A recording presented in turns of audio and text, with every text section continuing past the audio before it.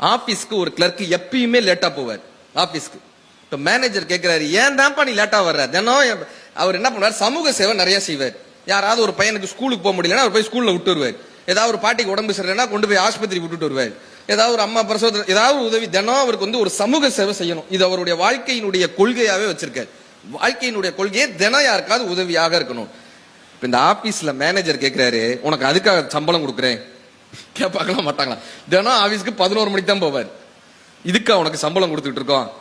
தினம் அவருக்கு மேனேஜருக்கு ஒரு நாள் அவர் ஆபீஸ்க்கு எப்படியாவது சீக்கிரம் வந்துடணும் கிளம்பி வர்றாரு. அன்னைக்குன்னு பார்த்து ஒரு சின்ன பையனை ஒரு ஆட்டோ அடிச்சுட்டு போயிடுது. ரத்த வெள்ளத்துல கிடக்கான் அந்த பையன். இவரால் முடியாதுல்ல, வேகமா கொண்டு போய் ஆஸ்பத்திரியில சேர்க்கிறாரு. ரத்தம் கேட்கிறாங்க. இவருடைய குரூப்பும் அதுவும் கரெக்டா இருக்கு. ரத்தம் கொடுக்கிறாரு. கிட்டத்தட்ட 11:30 மணி ஆயிருது. ஆபீஸ்க்கு போறதுக்கே 12 மணி ஆயிடுது. ஆபீஸ் போக 12 மணி. இப்ப மேனேஜர், இன்னைக்கு என்னப்பா சேவைனாரு, இன்னைக்கு என்னப்பா சமூக சேவை.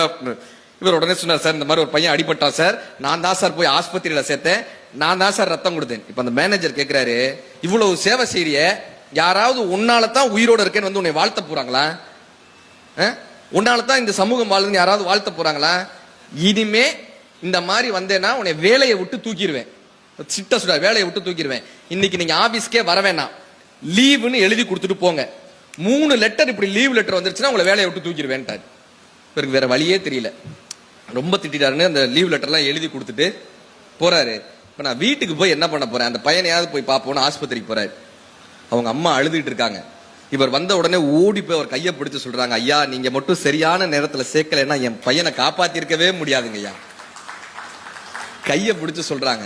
இவர் சொல்றாரு, உங்களுக்காகவும் உங்களுக்கு உதவி செய்வதற்காகத்தான் நான் பிறந்திருக்கிறேன்றார். அந்த பையனை பாக்குறாங்க. கொஞ்ச நேரம் அங்க பேசிட்டு இருக்கும் போது அந்த அம்மா சொல்றாங்க, அவங்க அப்பா வந்துட்டாருங்க, அவங்க அப்பாக்கு இப்பதான் செய்தி சொல்லியிருக்கோம், அவங்க அப்பா வந்துட்டாருங்க. அவங்க அப்பா பதபதச்சு அந்த ஐசியூக்குள்ள ஓடி வராரு. கதவை திறந்து வேர்த்து விறுவிறுத்து உள்ள வந்து பாக்குறாரு. அந்த அப்பா வேற யாரும் இல்ல, லீவ் எழுதி கொடுத்துட்டு போங்கன்னு சொன்னாரு அந்த மேனேஜர். அந்த மேனேஜர் தாங்க அந்த பையனுடைய அப்பா. அவரு கண்ணுல கண்ணீர் மல்க இவரை பாக்குறாரு. காலையில நீ சொன்னியப்பா, ஒரு பையன் விழுந்துட்டான், நான் காப்பாத்தினேன்னு நீ சொன்னியப்பா, அது ஏன் பையன் பான்றாரு. என் பையன்பா, உன்னாலதான் யாராவது உயிரோட இருப்பாங்களான்னு நான் கேட்டேன்லப்பா, உன்னாலதாயா இப்ப நான் உயிரோட இருக்கேன், என் மனைவி உயிரோட இருக்காங்க, என் பையன் உயிரோட இருக்கான், என் குடும்பம் உயிரோட இருக்குன்னு அதுக்கு நீதாயா காரணம்னு அவருடைய கையை பிடிச்சிட்டு மேனேஜர் அழுகிறாரு. இப்ப அவர் சொன்ன வார்த்தை, உங்களுக்கும் உதவி செய்வதற்காகத்தான் நான் பிறந்திருக்கிறேன்னு அவர் சொல்லிட்டு போறாரு.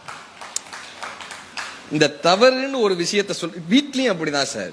வீட்டுல இன்னைக்கு சொல்லிட்டு பாருங்க, நீ சரியா நான் தவறான்னு ஒரு ஆர்குமெண்ட் வீட்டுல வந்துகிட்டே இருக்குல்ல. நான் தான் சரி, நீ தான் தவறு. யார் சரி யார் தவறு என்று சொல்வது அறிவு. யார் சரி யார் தவறு என்று சொல்வது அறிவு.